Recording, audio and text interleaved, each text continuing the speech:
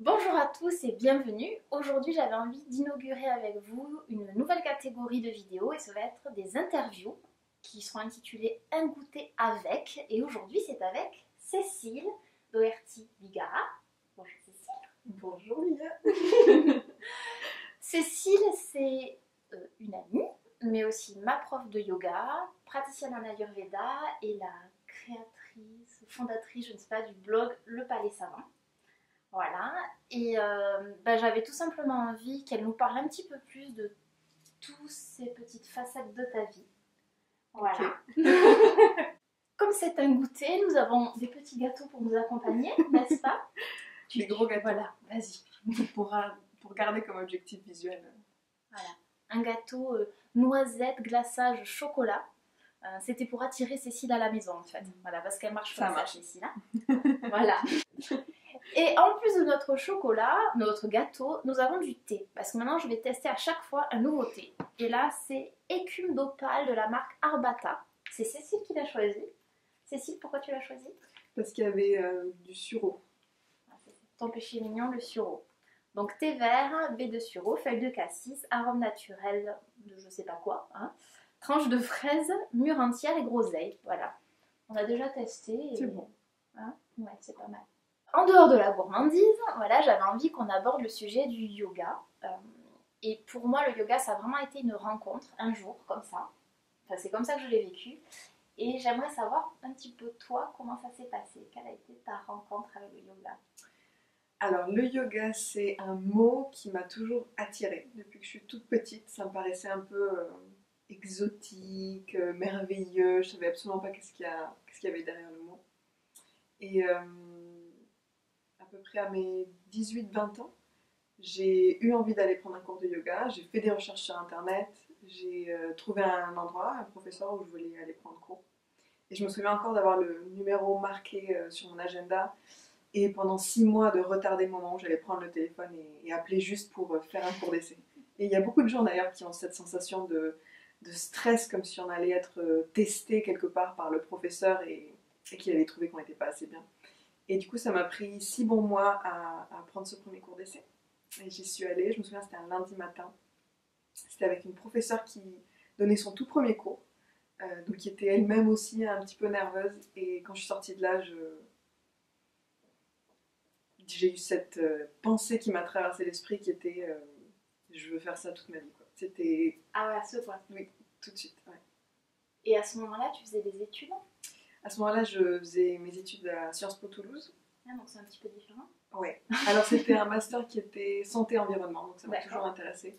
Mais par contre, j'avais absolument jamais de ma vie fait quelque chose en rapport avec le corps. Donc j'étais clairement mal à l'aise dans ce milieu-là.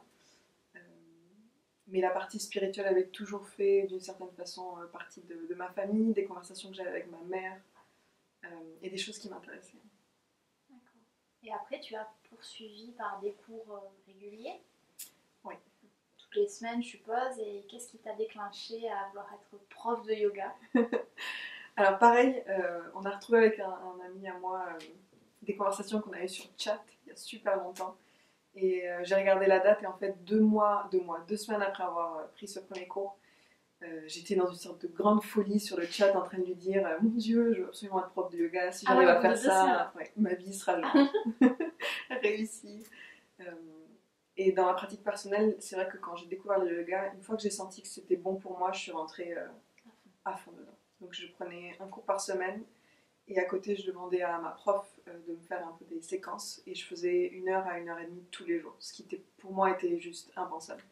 Mais j'avais ce désir de faire ça parce que je sentais que ça changeait tellement comment je me percevais, comment j'étais dans mon corps. Enfin, je me sentais beaucoup plus apaisée, joyeuse que je ne l'avais jamais été. Donc j'ai décidé de m'impliquer. Ouais. La rencontre avec le yoga, c'est toujours un peu magique. C'est fou, hein? Ouais.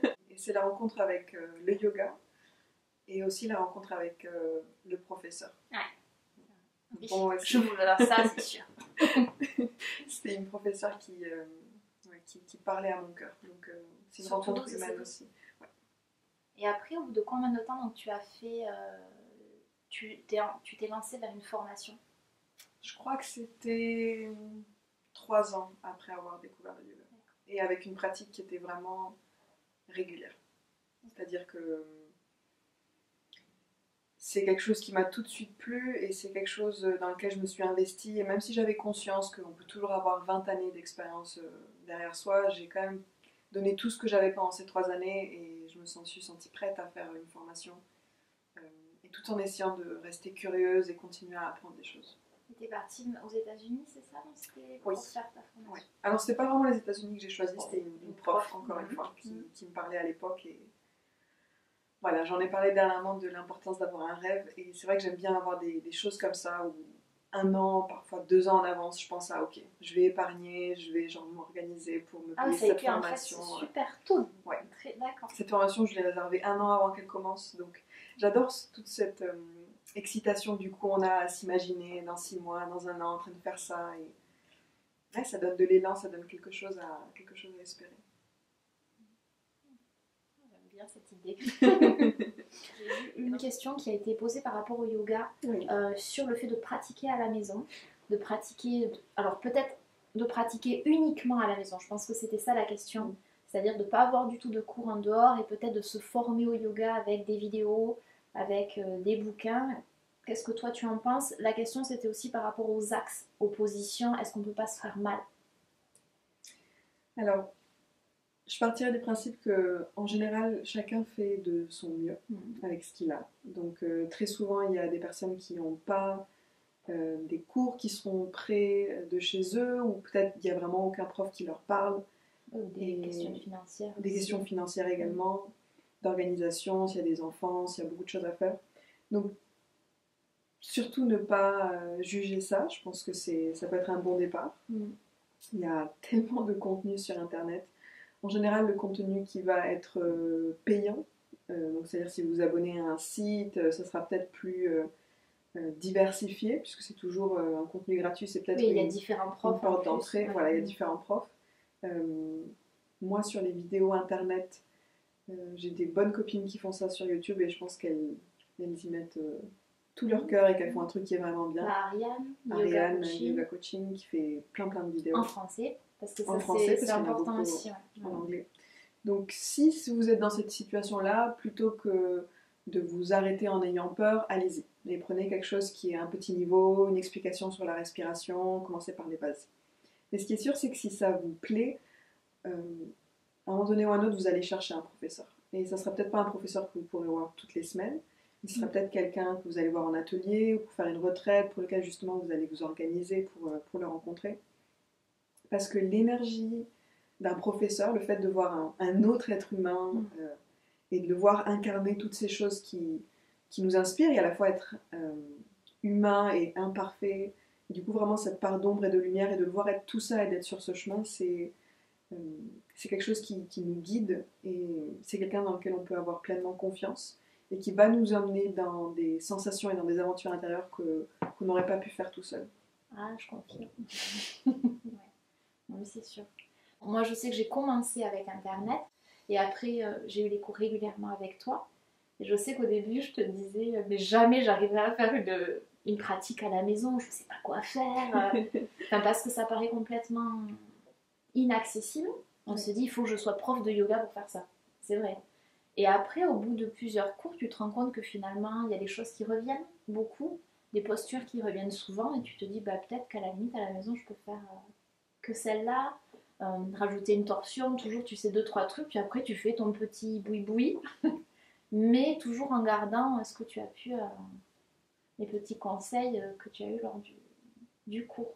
Oui. Et c'est vrai que ça, je pense que moi, j'aurais pas pu avoir une pratique personnelle sans tes cours. Et si vous êtes à la maison, un conseil qui peut être très utile, c'est l'importance de rendre ce moment sacré. Parce que parfois, on a juste son tapis à côté de la machine à laver le linge et c'est pas du tout aussi incroyable que pendant un cours. Donc n'hésitez pas à prendre quelque chose ou à faire quelque chose qui fait que vous vous rendez compte que ce moment il va commencer. Donc moi en ce moment j'aime bien le matin quand je déroule mon tapis, j'amène mon verre d'eau chaude que je bois le matin et je m'assois et je la bois tranquillement. Et une fois qu'elle est finie, je pose la tasse et à ce moment-là je commence à bouger, je rentre beaucoup plus facilement dedans. Ça peut être allumer une bougie ou allumer un peu d'encens. Pour les gens qui aiment la musique, moi personnellement, j'en écoute pas trop pendant ma pratique, mais ça peut aussi être mettre une playlist sympa, quelque chose de doux. Donc, créer un environnement un tout petit peu plus sacré dans lequel cette belle pratique va pouvoir se mettre en place. Et donc à côté du yoga, tu as enrichi ta pratique et ton accompagnement aussi finalement des personnes avec l'Ayurveda. Pareil, qu'est-ce qui t'a amené à, voilà, à vouloir aller un petit peu plus vers cette médecine, c'est une médecine millénaire on peut dire, indienne, voilà, pour ceux qui ne connaissent pas. Alors, on fonctionne tous souvent par crise. Donc il y a un moment donné dans notre vie où on reçoit un diagnostic de santé qui est difficile, peut-être qu'il y a une rupture amoureuse, familiale, un déménagement, voilà, quelque chose qui vient un peu nous bousculer. Et pour moi, ça a été ça aussi, ça a été une crise au niveau de ma santé. Donc j'avais depuis quelques années commencé à accumuler des choses qui n'allaient pas. Donc ça avait commencé par une douleur de tête que j'avais tous les jours alors que j'avais jamais mal à la tête. Et du coup, on m'avait fait des scans, on s'était rendu compte que j'avais une petite déformation de ma colonne. Donc à partir de là, j'étais allée voir un kiné qui m'avait dit genre, voilà, votre dos c'est terrible, vous aurez toujours mal à la tête. Ensuite, j'ai commencé à avoir des problèmes de digestion. Donc, bon, à l'époque, je faisais un peu n'importe quoi. Clairement, c'était pendant les études, donc perte totale de repères au niveau des horaires. Je me souviens que je mangeais beaucoup le soir, donc je dînais et ensuite devant un film ou une série, j'avais tendance à manger beaucoup de choses sucrées, du coup à partir dormir avec le ventre très lourd et me réveiller du coup pas bien du tout. Il y avait eu certains voyages aussi qui étaient absolument géniaux, mais qui avaient fait aussi que j'avais chopé des bactéries et des trucs qui avaient complètement fragilisé mon équilibre digestif. Et tout ça s'était un petit peu enchaîné, donc mon sommeil n'était pas terrible, et puis je me sentais assez angoissée. Et il y a eu le moment de culmination où en fait je suis partie faire un stage dans le cadre de mes études. Je suis partie au Mexique, puisque je suis née au Mexique et je voulais découvrir cet endroit. Donc c'était dans la péninsule du Yucatan. Et je faisais un stage de 2 mois. C'est un endroit où il faisait super chaud, il faisait 40 degrés. Et je me souviens, au bout de 2 semaines d'être arrivée, de commencer à sentir ces espèces de nausées en fait. J'avais des nausées dès que je pensais à manger ou dès que je m'apprêtais à manger. T'aimais déjà manger à l'époque, c'était ouais, déjà... surtout au Mexique, il y a plein de trucs. Trop bien. Mais je ne pouvais pas manger parce que mon corps se bloquait et j'avais beaucoup d'acidité. Et pour vous dire à quel point c'est allé loin, c'est qu'en un mois, j'ai à peu près perdu une dizaine de kilos. Donc, je suis rentrée en France, j'étais vraiment un sac d'os. J'étais très inquiète, j'étais un peu désespérée aussi. Et du coup, c'est à ce moment-là où je suis allée voir un gastro et on a fait à nouveau des endoscopies, des coloscopies, tout un tas de trucs. Je suis allée à l'hôpital. Très agréable, très sympa. Ouais, des bonnes purges. Je connais. C'était horrible. Et, et elle m'a dit, bah, on a trouvé aussi qu'il y avait cette petite défaillance au niveau de ton estomac et ton œsophage, etc. Mais pareil, la même chose qu'il y a des années, en fait, on ne sait pas trop quoi te dire. Tiens, il y a ce médoc que tu peux prendre tous les jours. Et... de ta vie, et voilà. Okay. Donc, ça t'a pas trop convenu comme solution? Non, pas du tout. J'ai senti que j'étais face à un mur et à la fois face à une opportunité. Donc, je me souviens clairement de l'image où j'étais chez mes parents cet été-là. Et j'ai sorti mon PC et j'ai commencé à faire des petites recherches parce que bien sûr, il y a Internet qui est juste incroyable, incroyable. Et j'ai commencé à faire des recherches sur l'alimentation, et puis la naturopathie, et la médecine chinoise, et à un moment donné, je suis arrivée à l'Ayurveda. Mais ça a pris un peu plus de temps que ça. Mais ce qui est sûr, c'est que j'ai commencé à mettre en pratique des choses que je testais et que je lisais, que j'apprenais sur moi. Ouais. Donc c'est comme ça que je suis arrivée à la partie alimentation. Et tu as fait quand même une cure ayurvédique en Inde aussi, qui t'a, je pense... Alors ça, je l'ai fait il y a 2 ans. Ouais. Et à ce moment-là, tous mes symptômes étaient partis parce que ce qui est assez fou, c'est que j'avais plusieurs symptômes. J'avais de l'hypothyroïdie qui a disparu, mal à la tête qui a disparu, problèmes digestifs qui se sont pas mal calmés. Il y a toujours des choses qui peuvent être là si je suis stressée, si je mange n'importe quoi pendant certains jours, mais qui est devenu vraiment plus agréable à vivre. Donc tous ces symptômes qui semblaient être juste « Ah ben c'est comme ça, tu prendras un médicament et tu ne sauras pas vraiment ce qui se passe », sont partis. Et est-ce que tu peux, en nous expliquant un petit peu ce que tu as mis en place, Ouais. nous expliquer directement ce qu'est l'Ayurveda? Alors, l'Ayurveda, c'est un art de vivre. On pourrait appeler ça un art de vivre. Alors, c'est aussi une médecine holistique, naturelle, ancestrale. C'est la plus vieille médecine du monde. C'est surtout un art de vivre qui te reconnecte à tes cycles intérieurs et te reconnecte également aux cycles à l'extérieur de toi, les cycles des saisons, mais aussi les cycles de la journée. Et c'est vraiment une pratique qui est faite pour les gens qui sont super curieux, je trouve. Donc ils veulent comprendre pourquoi est-ce que quand je mange ça, je me sens comme ça, et pourquoi est-ce que à ce moment du mois, je me sens de cette façon, et pourquoi est-ce que ce truc qui marche super bien pour mes amis, moi ça ne me va pas du tout et j'aime pas manger ça. Donc c'est apprendre à se connaître, et en apprenant à se connaître, apprendre à découvrir aussi, on va dire, l'harmonie, ou en tout cas les choses qui existent dans la nature et qui peuvent nous aider à nous équilibrer. Donc, au tout début, moi, quand j'ai commencé à changer mon alimentation, j'ai pas commencé l'Ayurveda. Par l'Ayurveda, j'ai commencé par le fait de réduire ma consommation animale. Et d'ailleurs, j'en ai fait mon sujet de mémoire. Qui n'était pas nécessairement à cause de l'Ayurveda, c'était plus pour des convictions...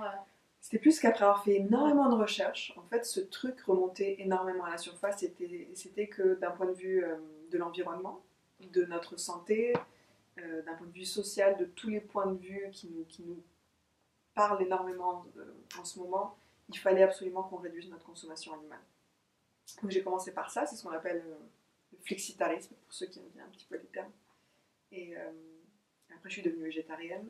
Et là, ça a ouvert sur le côté manger de saison, s'inscrire à une AMAP, manger local, manger bio, etc. Commencer à changer aussi sa consommation pour s'adapter à ce type de budget ou à ce type d'organisation. Et je dirais que l'Ayurveda est vraiment arrivé quand j'ai voulu affiner tout ça. Parce qu'en fait, déjà, rien qu'en faisant ça, ça t'avait déjà calmé une partie des douleurs que tu avais à ce moment-là. Ouais. Rien qu'en ayant, sans rentrer dans la spécificité des doshas ou de cet équilibre-là, déjà, tu étais... en fait, c'est pas... Enfin, à la fois, c'est beaucoup, mais à la fois, finalement, c'est assez simple. C'est assez simple, et quelque chose aussi qui fait qu'on se sent mieux, c'est que on est un peu excité à l'idée aussi de reprendre le pouvoir sur une partie de notre vie qu'on avait totalement délaissée par flemme ou par insécurité ou une autre raison. Donc je sais que toute la partie alimentaire, spirituelle, ça avait été quelque chose qui m'avait passionnée en étant plus petite. Puis avec la crise de l'adolescence et la fac, et essayer de faire comme tout le monde, et un peu la rébellion, et envoyer tout chier, j'ai mis ça complètement de côté. Donc de revenir à ça, de revenir à un truc qui m'a toujours intéressée, qui m'a toujours parlé, et de s'investir, de faire des petites recherches, de lire des petits trucs. Rien que ça, je trouve que ça participe à la transformation. Oui, puis à un moment, est-ce que c'est pas aussi parce que ça résonne en toi et que c'est plus juste, et que tu sens que finalement, manger du concombre en plein mois de décembre, au final, c'était pas juste, et qu'à un moment, tu te reconnectes à quelque chose qui est peut-être, voilà, qui est avec tout ton environnement. Et je pense que en fait, ça participe à la guérison aussi, d'une certaine manière. Parce que sinon, peut-être que des fois, on est indirectement... quand on n'est peut-être pas en connexion avec l'extérieur, enfin l'extérieur, je parle du monde de la nature, on n'est pas toujours en connexion avec nous-mêmes aussi. Oui, d'une certaine façon. Et c'est un jeu en fait. Très souvent on me dit c'est pas trop difficile d'être, je sais pas, végétarienne, ou de vivre de cette façon, une expression qu'on dit souvent de faire attention. Et pour moi c'est tout sauf faire attention en fait. De pas craquer, attention. C'est du plaisir, c'est de la gourmandise, c'est de l'aventure, c'est génial. Mais c'est ce que je t'avais dit dans une autre vidéo, c'est qu'en fait c'est la curiosité. C'est qu'à partir du moment où tu es curieux, c'est une expérience où tu en apprends tous les jours. Donc en fait tu es là, tu dis, qu'est-ce que je vais pouvoir découvrir comme nouveaux plats, comme nouvelles épices. C'est ça aussi qui est chouette finalement. Oui. Et à la fois je ne suis pas du tout une puriste, hein. Croyez-moi. Non. Donc c'est pas genre il faut que je fasse tout ça super bien du tout quoi. je vais me faire plaisir, je vais faire de mon mieux et quand j'y arrive pas, je me fous la paix. Et c'est ce que tu as fait peut-être à un moment au début quand tu as découvert l'Ayurveda, enfin pas, mais est-ce que tu as été, tu sais, on le fait tous, dans l'extrême d'être genre hyper rigoureuse à un moment et après te dire je vais essayer de trouver quelque chose de plus, tu vois, de m'autoriser. Toujours pareil, c'est des termes un peu, mais tu vois, je sais pas si toi tu as fait ça aussi.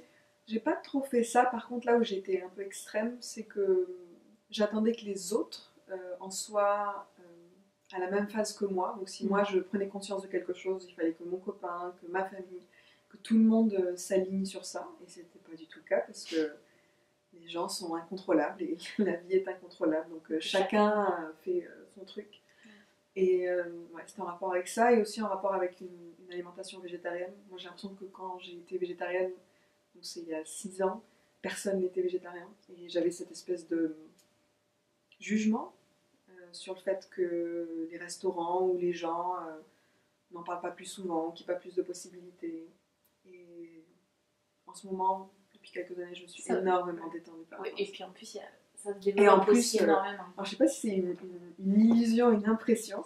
Moi, j'ai pas l'impression. Mais ça se... Ouais, maintenant il y a... Il y a des possibilités végétariennes et qui sont pas des végétariennes où on te file la salade au chèvre chaud, quoi.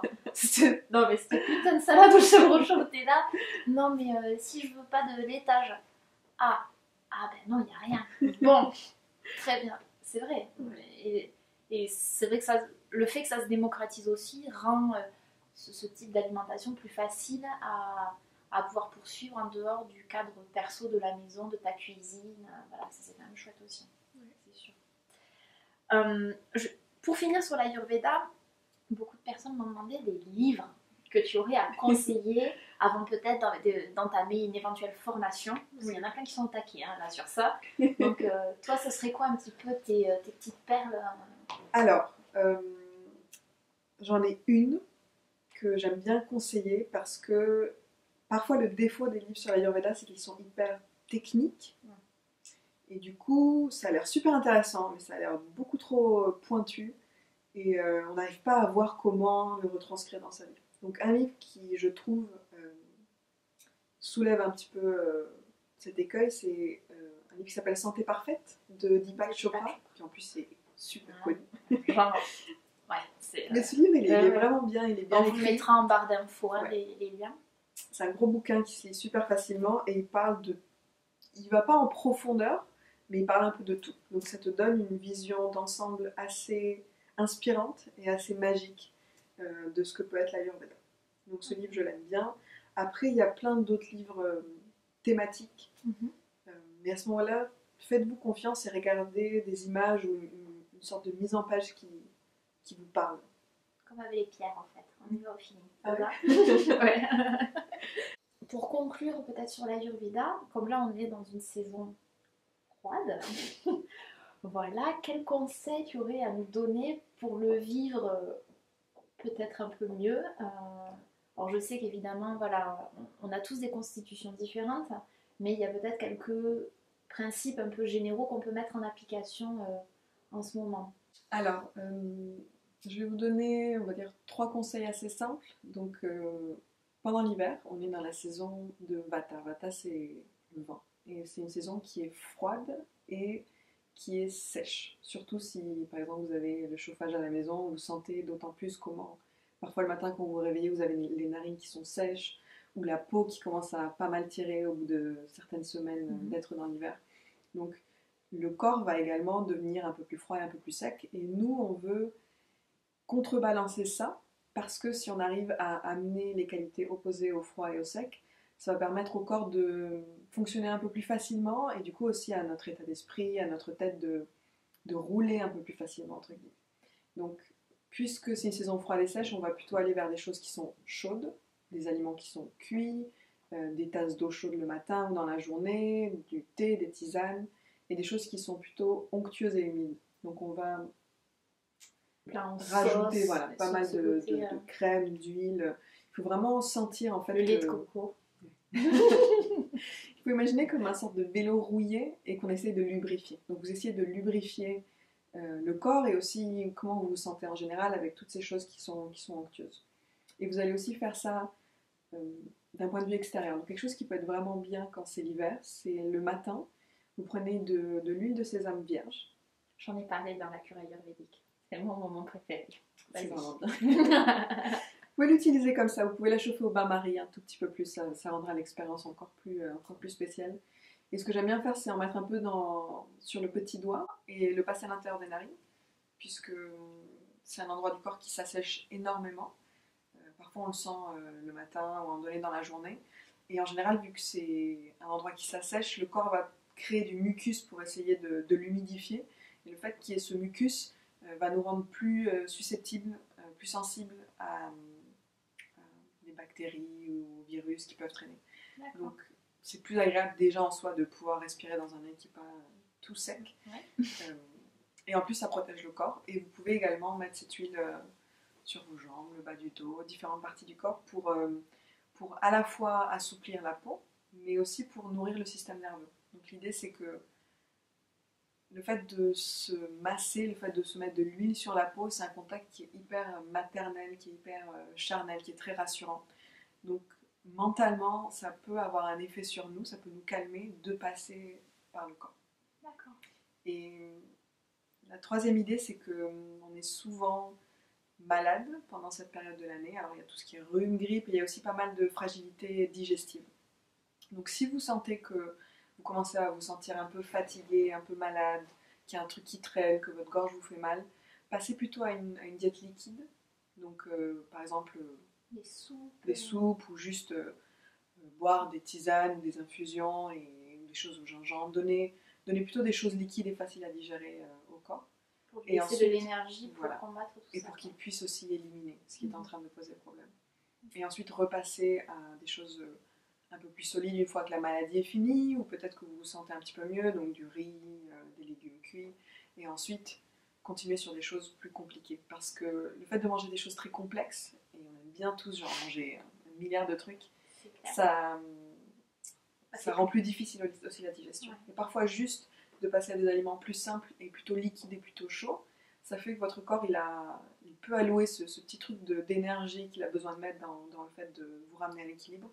Et du coup, pas passer par une semaine au lit avec la grippe ou avec le rhume. Ouais, c'est ça qui est aussi intéressant dans l'Ayurveda, c'est que tu te rends compte qu'il n'y a pas un mode d'alimentation parfaite et que ça dépend vraiment en fait de chaque personne et de chaque constitution qui en fait est très complexe finalement. Et que c'est pas le crudivorisme qui est la solution pour tout le monde. Chacun va trouver en fait son petit mix à lui finalement. Ouais. C'est hyper tolérant l'Ayurveda. Pour moi qui à la base je suis plutôt une personne intolérante. Ouais. À la base vraiment. Et du coup j'aime bien, je me suis beaucoup construit en disant ah mais ça c'est la voie. Et en fait non, il n'y a pas de noir ou de blanc dans cette vie, vraiment il y a juste chaque personne avec un moment dans son chemin qui est différent et qui doit l'expérimenter de façon différente. Et ça passe même en fait par notre alimentation. Moi j'avais vraiment un moment dans ma vie où je voulais juste savoir tout ce qu'il fallait faire au niveau de l'alimentation, l'imposer aussi aux autres. Et en fait cette feuille de route elle est différente pour chacun. Et parfois il y a juste des sensations dans notre corps qui nous disent non, ce truc, je le sens pas pour moi en fait, ça passe pas. Oui, il n'y a pas nécessairement d'explication, mais c'est juste que tu le ressens dans ton corps comme ça. Oui. D'ailleurs, en parlant de ton entourage, voilà, il y a une petite question qui a été posée de savoir comment ton chéri, lui, vivait le rapport que tu avais au yoga, au travail énergétique, à l'Ayurveda. Enfin, est-ce que lui, il partageait ça avec toi ? Et si jamais c'était pas le cas, est-ce que tu avais des petites astuces pour savoir comment le vivre le plus sereinement possible ? Alors, comment vivre la différence, quoi. C'est ça. Oui, comment vivre la différence. En sachant que, comme je vous disais, moi je suis quelqu'un qui... Une partie de mon chemin de vie, c'est me détendre avec la différence des autres. Et dans le cas de mon amoureux, c'est quelqu'un qui n'est pas forcément intéressé par la même chose que moi, mais qui, vous savez, quand vous sentez un peu le bon cœur ou le bon esprit ou la bonne âme de quelqu'un, mais il l'exprime de façon complètement différente de la vôtre. Donc c'est pas quelqu'un qui va méditer ou faire énormément de yoga ou se poser beaucoup de questions par rapport à ça. Mais c'est quelqu'un qui a des qualités qui font que même si on ne s'intéresse pas aux mêmes choses, au fond de nous, il y a un lien qui est assez similaire. Et qui n'est pas dans le jugement non plus de ce que tu fais. C'est-à-dire qu'il n'est pas intéressé par ça, mais en même temps, parce que c'est ça aussi, ça c'est important finalement. Ça doit être plus compliqué quand il y a une forme de jugement de l'autre sur l'énergétique, de tout ça, de te dire c'est bizarre ton truc là, franchement. C'est vrai qu'il peut y avoir ce genre de choses. Il y a toujours un petit, je sais pas si c'est un jugement, mais je pense qu'on est tous intéressés par des trucs, on va dire, classiques, puis d'un coup on part en vrille sur certains trucs. Et puis ton copain ou quelqu'un, genre, oula, qu'est-ce que t'écoutes là? Donc ça, limite, ça va créer un peu, on va en rigoler, ou on va pas le prendre au sérieux. Mais ce qui est intéressant, c'est que il y a beaucoup de gens qui ne méditeront jamais de leur vie et qui sont beaucoup plus calmes et ancrés que d'autres personnes qui vont avoir besoin de méditer ou de faire du yoga ou de faire de la respiration tous les jours. C'est pas parce qu'on médite et tout ça qu'on est spirituel pour autant. Voilà. Donc on y arrive tous par différents chemins. Et je pense que dans notre cas, ce qu'on a essayé de faire, c'est de rester curieux, de rester tolérant. Et surtout, moi, de me rappeler que je n'ai pas à mettre tout ce poids que sur lui. Donc c'est aussi pour ça que j'ai des femmes fortes et belles autour de moi pour pouvoir leur parler de ça, pour pouvoir parler du dernier livre qu'on a lu ou des théories un peu folles qui nous passent par la tête et pas forcément mettre tout ça sur lui à la fin de la journée en disant que ça va forcément l'intéresser puisque et que ça doit l'intéresser alors que c'est pas obligé en fait. Ouais. Et ça veut pas dire pourtant que tu l'aimes pas. Non, et que moi j'ai peut-être envie qu'il m'écoute 30 minutes parler d'un truc complètement spirituel, mais est-ce que moi j'ai envie de l'écouter parler pendant 30 minutes d'un truc de geek? Bon, pas 30 minutes. Donc voilà, trouver aussi cet équilibre où du coup si je veux qu'il soit intéressé par ce que je fais, je vais aussi m'intéresser à ce qu'il fait. Ça permet d'être tellement plus sereine aussi, de pas se battre contre l'autre et juste d'être qui tu es et voilà. Parce que c'est quelque chose qu'on fait quand même très souvent tous, hein. On se rend compte de quelque chose dans notre famille, peut-être une dynamique qui dure depuis super longtemps et qu'on veut changer, ou quelque chose par rapport à la consommation, et on veut tout de suite que les autres soient à la page. Ça, ouais. Et essayer de pas forcément d'enseigner quelque chose, mais d'aimer et de partager ce qu'on a vécu. Cet été, j'ai fait un Vipassana, une retraite de 10 jours de méditation et de silence. Et je lui ai proposé de venir. Il n'a pas voulu, il a préféré voyager. Mais à la fin de l'expérience, j'en ai énormément parlé, j'en parle encore beaucoup. Et ça l'a complètement intéressé, éveillé sa curiosité. Et ça renvoie à des trucs des questions qui se posent aussi. Mais je ne sais pas s'il en fera une. Je ne sais pas d'ailleurs si je veux forcément qu'on fasse toujours les mêmes choses tous les deux. Mais ce qui est sûr, c'est que ça ouvre toujours des petites fenêtres dans la tête des autres. Tu plantes des graines. Alors, on m'a posé aussi des questions sur comment tu as fait pour construire ton activité. Parce que c'est un petit peu au début se lancer dans le vide, c'est quelque chose que tout le monde ne fait pas, une manière de vivre un peu particulière. Voilà, toi comment t'es arrivée à ça en fait? Alors, je viens pas d'une famille d'entrepreneurs. Mes deux parents étaient plutôt des salariés, donc il n'y avait pas trop cette culture de l'entreprise. Et du coup, quand j'ai lancé mon entreprise, c'était quelque chose de très nouveau pour moi. Un facteur qui m'a beaucoup aidé, c'est d'avoir des amis autour de moi qui faisaient la même chose. Donc au moment où je lançais mon entreprise, eux aussi ils le faisaient. Je pense sincèrement que si j'avais été entourée que de gens qui trouvaient des CDI ou des CDD, qui étaient super calés, j'aurais juste flippé et j'aurais pas osé me lancer. Je me serais sentie vraiment trop bizarre et être la seule à le faire. Et si on n'a pas ces amis-là, peut-être trouver un réseau d'entrepreneurs ou des gens qui font la même chose que nous dans une ville et essayer de se rapprocher d'eux, peut-être manger avec eux, leur poser des questions. C'est hyper important qu'il y ait des gens autour de vous qui font ça, qui peut-être galèrent, font des erreurs aussi, mais qui vous inspirent à y croire tous les matins. Donc ça, c'était cette espèce de soutien, de cercle d'inspiration. Je pense que c'était la base. Et ensuite, ça s'est fait petit à petit en lâchant un peu ce que je faisais au début. Donc, je travaillais dans une association qui était spécialisée dans l'alimentation, le développement durable. Donc, au début, je travaillais à plein temps. Puis ensuite, j'ai fait mi-temps et j'ai commencé à travailler de tes études, en fait. Voilà. Mi-temps sur yoga et ayurveda. Et j'ai fait ça pendant 1 an. Et au bout d'1 an, j'ai décidé de complètement me lancer. Donc, Il y a toujours des moments, je pense, quand on est entrepreneur où on a peur parce qu'on prend un risque économique. C'est vraiment un saut dans l'inconnu, donc il y a toujours des paliers de peur. Je pense que ça s'arrête jamais. Non. Et à la fois, il y a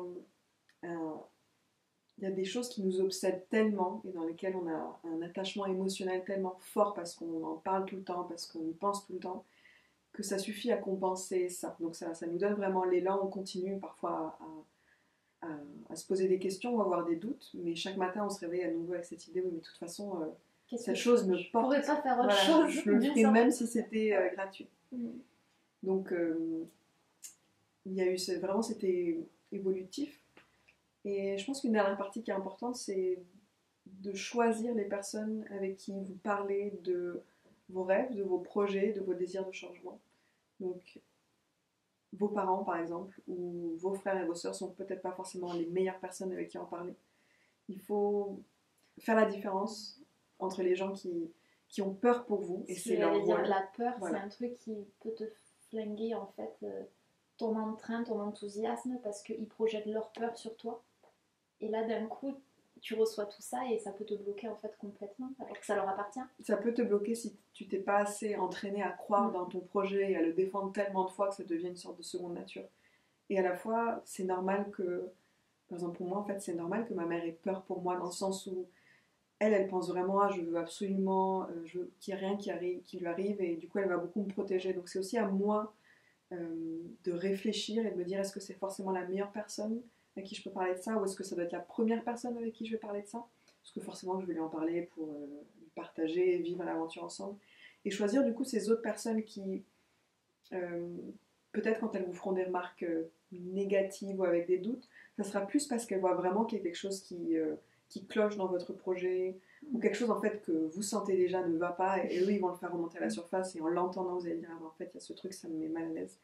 Donc ces remarques elles peuvent venir de deux énergies complètement différentes et donc c'est bien de s'entourer de gens, quelques personnes, moi j'en ai pas énormément mais j'ai 2-3 personnes avec qui je parle de mes projets et dont je me sens soutenue et qui vont me donner des remarques constructives mais qui n'ont pas cette peur parce que soit c'est des entrepreneurs eux-mêmes, soit ils ont déjà pris des risques, soit ils croient vraiment fondamentalement en moi.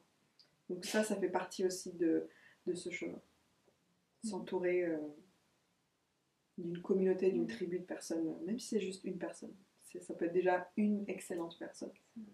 C'est vraiment un chemin, celui de l'entrepreneuriat, c'est incroyable comme ça va vous apprendre à avoir confiance en vous et dans les intuitions que vous avez et les désirs que vous avez. Et très souvent, on se dit, je suis pas encore tout à fait prêt avant de me lancer. Et la clé, c'est qu'on est jamais, on se sent absolument jamais prêt. Et il n'y a jamais de moment parfait, mais c'est pareil pour tout, en fait. Ouais. Il n'y avait pas de moment parfait pour que tu te lances à être prof de yoga. Tu aurais pu attendre 10 ans hein, aussi. Complètement. Voilà, je pense que finalement, c'est ça, quoi, la clé. Il n'y a pas de... Ouais, il n'y a pas de moment parfait. Il y a juste des moments. Et pendant longtemps au début, tu vas juste te dire, ben, j'ai fait de mon mieux. Aujourd'hui, à ce cours, ou à cette prestation, ou à cet atelier, ou à cette chose que j'ai faite, ben, j'ai fait de mon mieux et c'est assez. Et continuer sur ça, et construire petit à petit sur ça. Et donc presque tous les jours à peu près, bon pas tous les jours justement, mais très régulièrement, tu partages sur Instagram. Moi j'appelle ça des petits trésors. Voilà, des écrits que tu de ta vie, de ce que tu ressens, de ce qui voilà, en tout cas quelque chose que tu as envie de partager avec nous. Quel est ton peut-être qu'est-ce qui te motive à faire ça? Voilà, qu'est-ce qui résonne, comment ça fonctionne? C'est genre ça arrive, l'idée arrive, paf, il faut que tu l'écrives et tu sens que c'est quelque chose que tu veux transmettre avec les gens. Comment ça se passe? Alors l'écriture, parfois ça se contrôle pas du tout. Mais vous le sentez, vous êtes là et vous devez absolument trouver un stylo et un carnet ou votre ordinateur pour écrire comme une sorte de vague qui arrive d'idées qu'il faut absolument poser sur le papier. Et en général, c'est à ce moment-là que c'est un peu plus facile. Parfois, c'est vachement de réflexion, de quoi est-ce que je veux parler, etc. Et en général, c'est des bonnes choses aussi, mais qui sont souvent moins communicatives que les plus fluides, où on se pose pas un millier de questions. Parce qu'on réfléchit trop à est-ce qu'il faut que je dise ceci ou cela, et du coup, tout devient un peu plus lourd. Mais ça fait aussi partie du processus. On n'a pas toujours des super inspirations. Et pour moi, la motivation que j'ai tous les jours à écrire, c'est revenir à un moment où j'essaye pas d'avoir l'air cool. Donc, c'est-à-dire que il y a une phrase qui dit que la devise la plus importante qu'on ait dans notre monde, c'est quand on est honnête les uns avec les autres et qu'on n'essaye pas d'avoir l'air cool. Donc, dire ce qui nous traverse, dire les émotions qu'on ressent.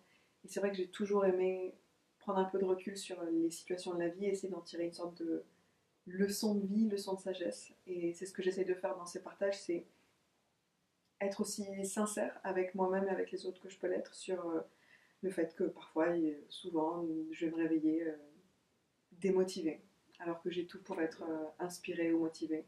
Et la culpabilité que ça peut entraîner, et toutes les réflexions que ça peut entraîner.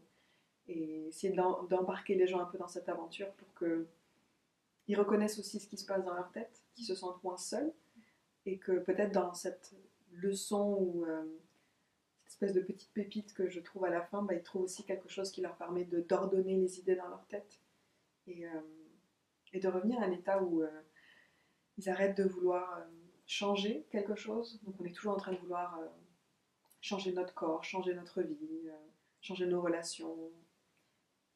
Et ça nous garde souvent dans un état On n'accepte pas ce qui est en fait. Voilà, de tension. Et ces textes pour moi ils sont aussi l'occasion d'imaginer quelqu'un qui pour la première fois de sa journée il respire dans son ventre et il se rappelle que là où il est c'est déjà bien. Revenir à cet état d'amour et d'apprécier ce qu'on a déjà, apprécier les petites choses dans sa vie. Alors, je crois que je vais parler au nom de tout le monde parce qu'ils sont beaucoup là-dessus aussi.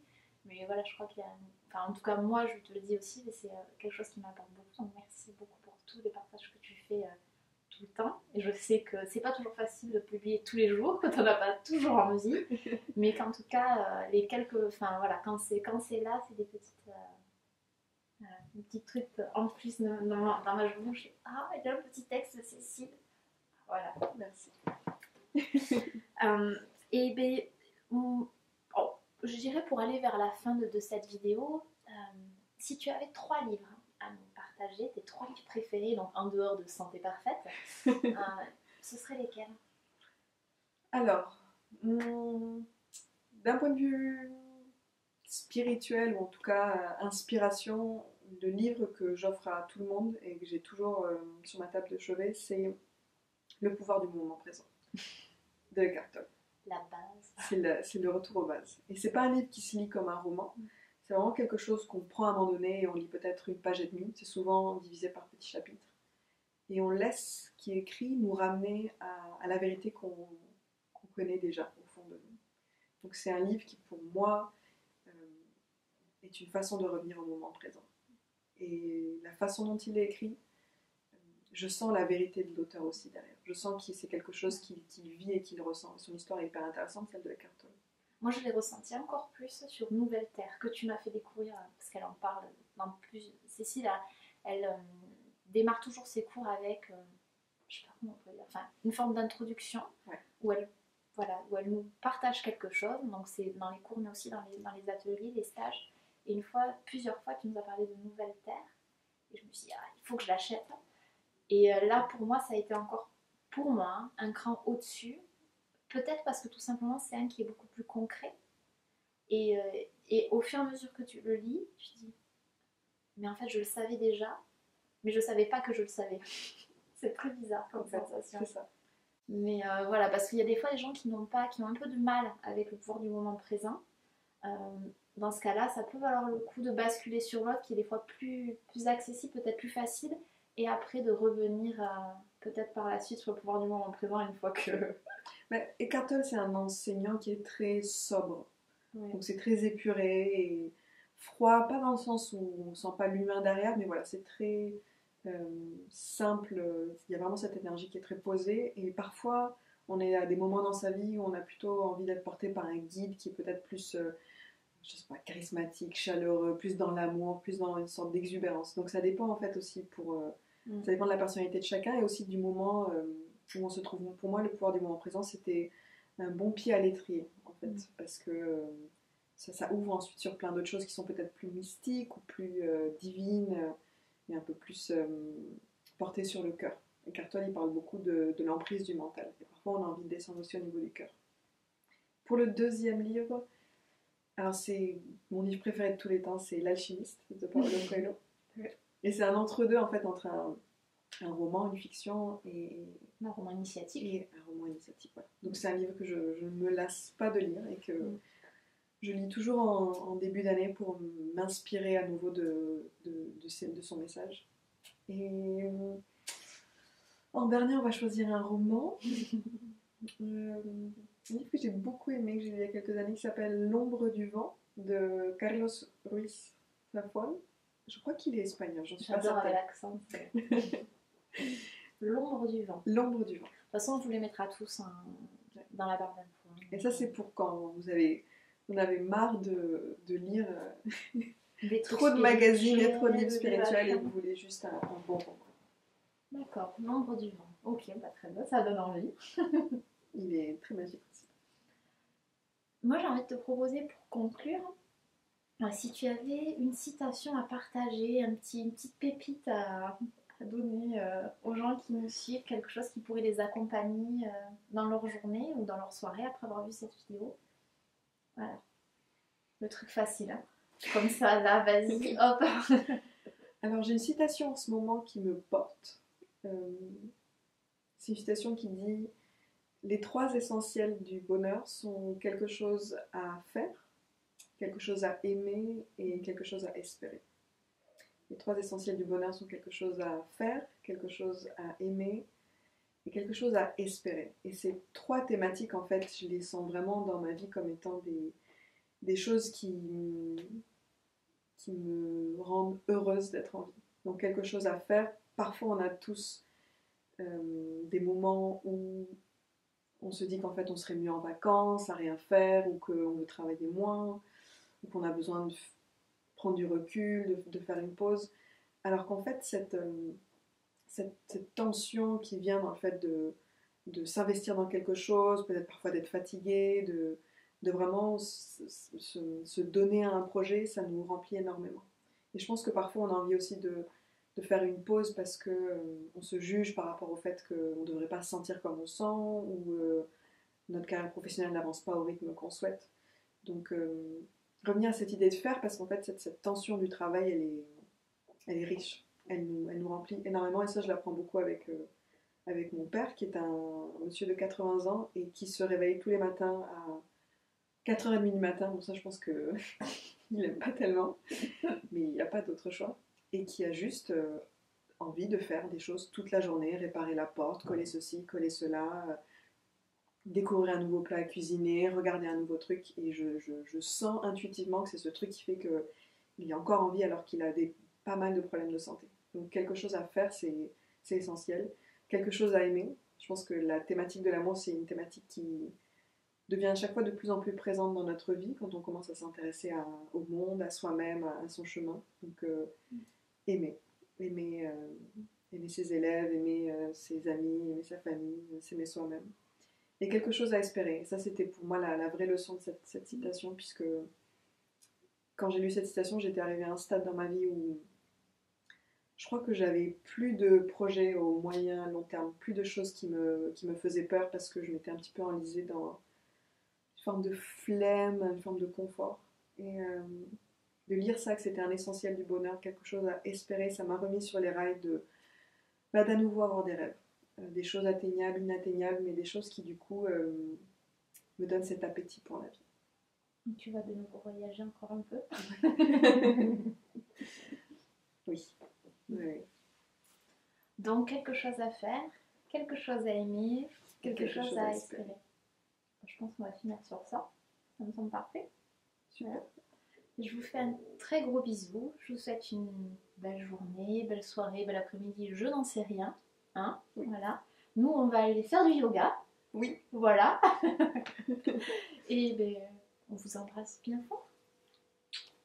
Merci à tous.